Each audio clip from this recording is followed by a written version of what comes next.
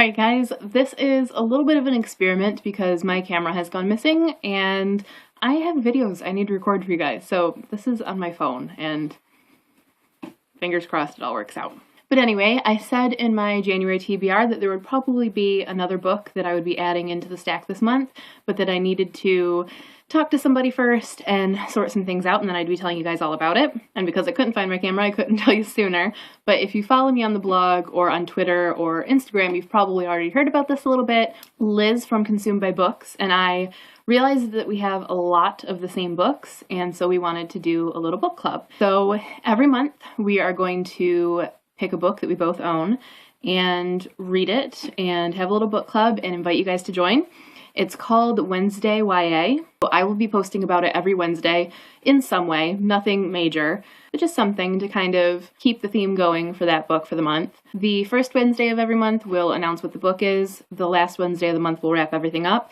And in between, it'll be anything. So sometimes it'll be vlogs. For this last one, I did a sort of Instagram quote-a-thon, but just little things every Wednesday. We're going to have Twitter chats and things like that. We're going to change up the way we pick the books every month. So sometimes they'll be random, sometimes we'll decide, sometimes we'll have a poll or a vote off or who knows, just whatever.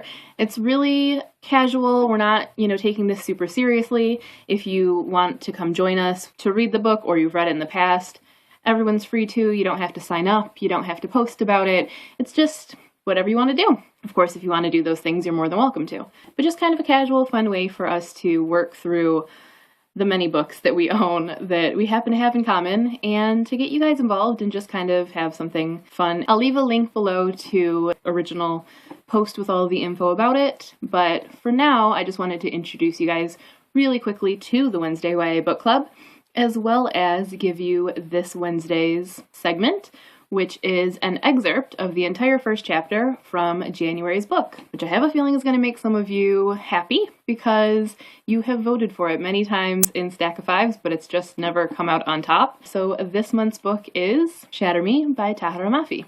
Now, lest this excerpt be entirely confusing, just to be a little clear, the book is written in a stream of consciousness style, and there are strike-throughs, so things that Juliette thinks or writes in her little journal that she's keeping that she scratches out. Those parts will be in black and white, in theory. That's my goal. We'll see if my editing skills are up to par. I'm going to share the entire first chapter of Shatter Me. I've been locked up for 264 days. I have nothing but a small notebook and a broken pen and the numbers in my head to keep me company. 1 window, 4 walls, 144 square feet of space, 26 letters in an alphabet I haven't spoken, and 264 days of isolation. 6,336 hours since I've touched another human being. You're getting a cellmate, roommate, they said to me. We hope you rot to death in this place. For good behavior, they said to me. Another psycho just like you.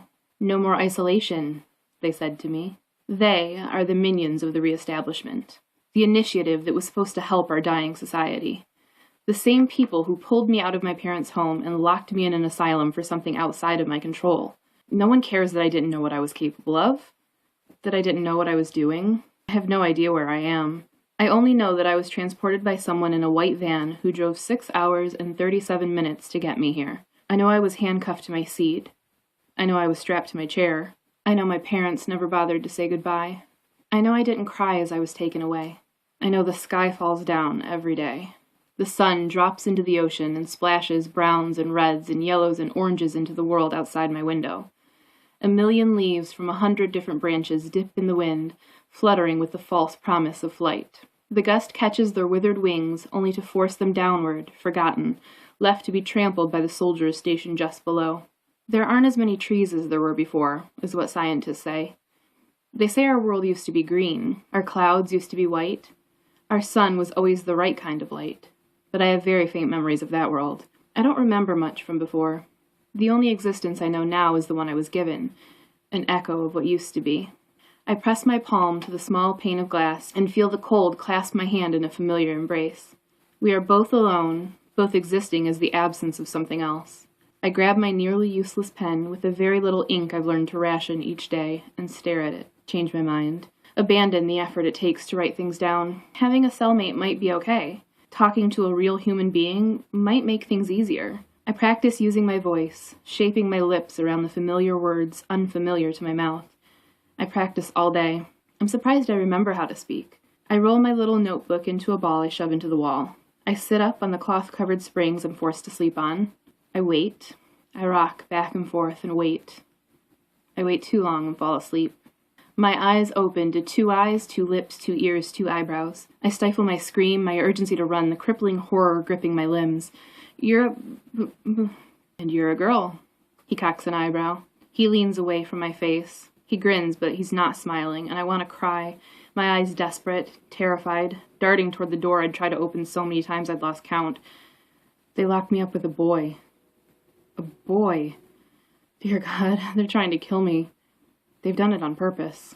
To torture me, to torment me, to keep me from sleeping through the night ever again. His arms are tatted up, half sleeves to his elbows. His eyebrow is missing a ring they must have confiscated. Dark blue eyes, dark brown hair, sharp jawline, strong lean frame. Gorgeous. Dangerous. Terrifying. Horrible. He laughs, and I fall off my bed and scuttle into the corner. He sizes up the meager pillow on the square bed they shoved into the empty space this morning. The skimpy mattress and threadbare blanket hardly big enough to support his upper half.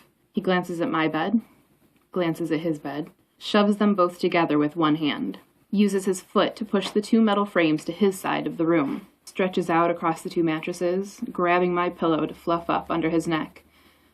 I've begun to shake. I bite my lip and try to bury myself in the dark corner. He's stolen my bed, my blanket, my pillow. I have nothing but the floor. I will have nothing but the floor. I will never fight back because I'm too petrified, too paralyzed, too paranoid. So you're what? Insane? Is that why you're here? I'm not insane.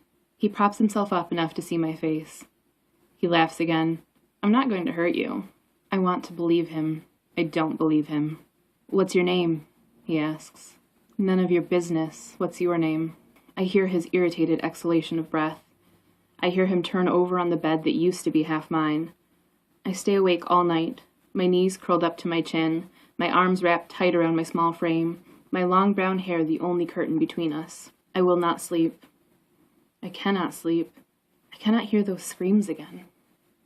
So that is the first chapter of Shatter Me by Tahereh Mafi, and if you've read it and want to join in on the Wednesday YA conversations, please stop over at one of the links below and join us, or join in on the Twitter chat with the hashtag WednesdayYA. And if you haven't read it, there's still time. January is not over. Make sure you stay tuned for more about the Wednesday YA Book Club so that you can help us pick books and weigh in on what we do. And that is all for now. As always, thanks for watching and happy reading.